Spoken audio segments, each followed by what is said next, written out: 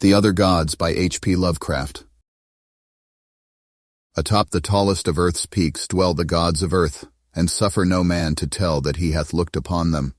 Lesser peaks they once inhabited, but ever the men from the plains would scale the slopes of rock and snow, driving the gods to higher and higher mountains till now only the last remains.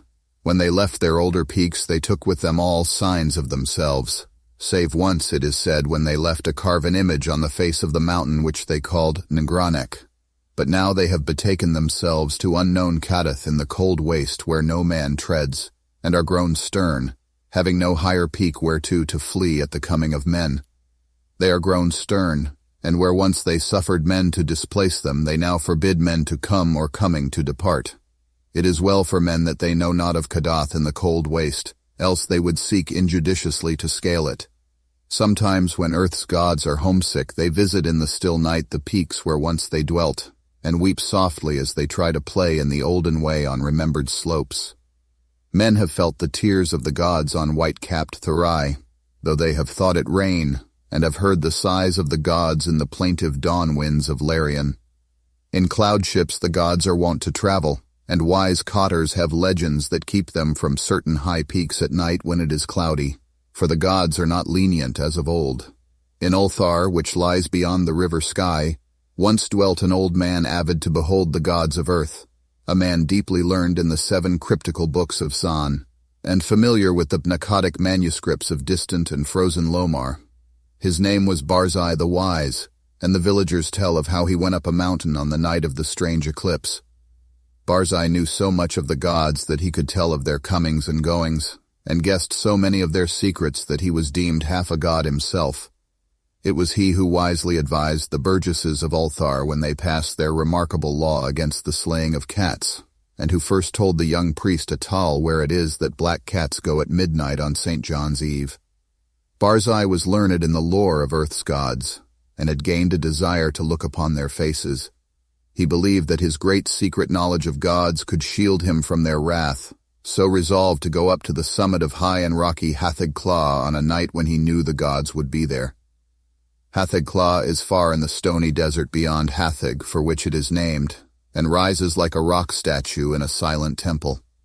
Around its peak the mists play always mournfully, for mists are the memories of the gods, and the gods loved Hatheg-Kla when they dwelt upon it in the old days.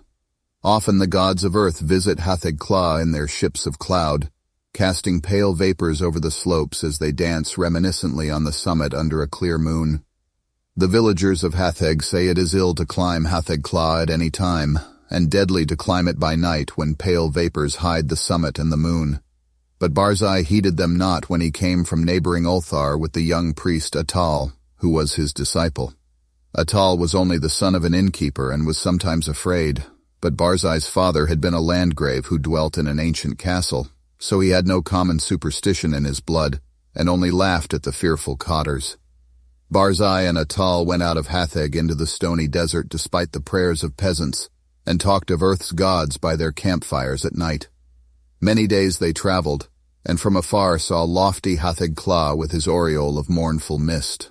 On the 13th day they reached the mountain's lonely base, and Atal spoke of his fears. But Barzai was old and learned and had no fears, so led the way boldly up the slope that no man had scaled since the time of Sansu, who is written of with fright in the moldy Pnakotic manuscripts. The way was rocky and made perilous by chasms, cliffs, and falling stones. Later it grew cold and snowy, and Barzai and Atal often slipped and fell as they hewed and plodded upward with staves and axes.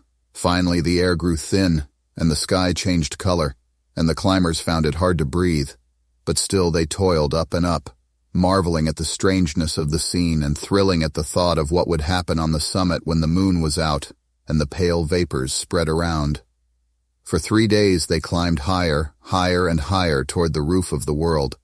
Then they camped to wait for the clouding of the moon. For 4 nights no clouds came, and the moon shone down cold through the thin mournful mists around the silent pinnacle.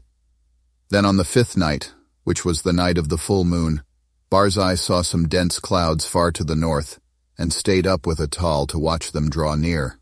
Thick and majestic they sailed, slowly and deliberately onward, ranging themselves round the peak high above the watchers, and hiding the moon and the summit from view. For a long hour the watchers gazed, whilst the vapors swirled and the screen of clouds grew thicker and more restless. Barzai was wise in the lore of Earth's gods, and listened hard for certain sounds, but Atal felt the chill of the vapors and the awe of the night, and feared much. And when Barzai began to climb higher and beckon eagerly, it was long before Atal would follow. So thick were the vapors that the way was hard, and though Atal followed on at last, he could scarce see the gray shape of Barzai on the dim slope above in the clouded moonlight. Barzai forged very far ahead and seemed despite his age to climb more easily than Atal, fearing not the steepness that began to grow too great for any save a strong and dauntless man, nor pausing at wide black chasms that Atal scarce could leap. And so they went up wildly over rocks and gulfs, slipping and stumbling and sometimes awed at the vastness and horrible silence of bleak ice pinnacles and mute granite steeps. Very suddenly Barzai went out of Atal's sight, scaling a hideous cliff that seemed to bulge outward and block the path for any climber not inspired of Earth's gods. Atal was far below, and planning what he should do when he reached the place, when curiously he noticed that the light had grown strong, as if the cloudless peak and moonlit meeting place of the gods were very near. And as he scrambled on toward the bulging cliff and litten sky, he felt fears more shocking than any he had known before. Then, through the high mists, he heard the voice of unseen Barzai shouting wildly in delight. "I have heard the gods. I have heard Earth's gods singing in revelry on Hatheg-Kla. The voices of Earth's gods are known to Barzai the prophet. The mists are thin and the moon is bright, and I shall see the gods dancing wildly on Hatheg-Kla that they loved in youth. The wisdom of Barzai hath made him greater than Earth's gods, and against his will their spells and barriers are as naught. Barzai will behold the gods, the proud gods, the secret gods, the gods of Earth who spurn the sight of men." Atal could not hear the voices Barzai heard, but he was now close to the bulging cliff and scanning it for footholds. Then he heard Barzai's voice grow shriller and louder. "The mists are very thin, and the moon casts shadows on the slope. The voices of Earth's gods are high and wild, and they fear the coming of Barzai the wise, who is greater than they. The moon's light flickers as Earth's gods dance against it. I shall see the dancing forms of the gods that leap and howl in the moonlight. The light is dimmer and the gods are afraid." Whilst Barzai was shouting these things, Atal felt a spectral change in the air, as if the laws of Earth were bowing to greater laws. For though the way was steeper than ever, the upward path was now grown fearsomely easy, and the bulging cliff proved scarce an obstacle when he reached it and slid perilously up its convex face. The light of the moon had strangely failed, and as Atal plunged upward through the mists, he heard Barzai the wise shrieking in the shadows. "The moon is dark, and the gods dance in the night. There is terror in the sky, for upon the moon hath sunk an eclipse foretold in no books of men or of Earth's gods. There is unknown magic on Hatheg-Kla, for the screams of the frightened gods have turned to laughter, and the slopes of ice shoot up endlessly into the black heavens whither I am plunging. Hey, hey, at last! In the dim light I behold the gods of Earth."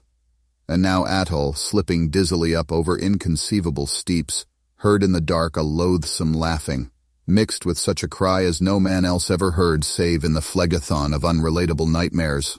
A cry wherein reverberated the horror and anguish of a haunted lifetime packed into one atrocious moment. The other gods, the other gods, the gods of the outer hells that guard the feeble gods of Earth.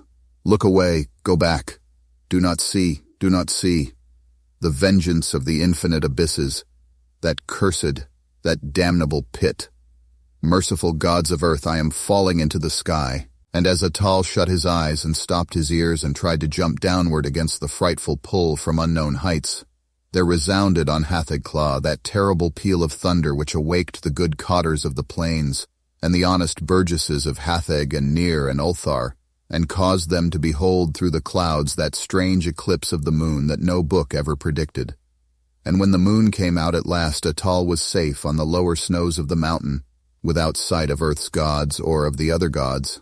Now it is told in the moldy Panacotic manuscripts that Sansu found naught but wordless ice and rock when he climbed Hatheg-Kla in the youth of the world. Yet when the men of Ulthar and Nir and Hatheg crushed their fears and scaled that haunted steep by day in search of Barzai the Wise, They found graven in the naked stone of the summit a curious encyclopean symbol 50 cubits wide, as if the rock had been riven by some titanic chisel. And the symbol was like to one that learned men have discerned in those frightful parts of the Pnakotic manuscripts, which are too ancient to be read. This they found. Barzai the wise they never found, nor could the holy priest Atal ever be persuaded to pray for his soul's repose. Moreover, to this day the people of Ulthar and Nir and Hatheg fear eclipses, and pray by night when pale vapors hide the mountaintop and the moon. And above the mists on Hatheg-Kla Earth's gods sometimes dance reminiscently, for they know they are safe, and love to come from unknown Kadath in ships of cloud and play in the olden way, as they did when Earth was new and men not given to the climbing of inaccessible places.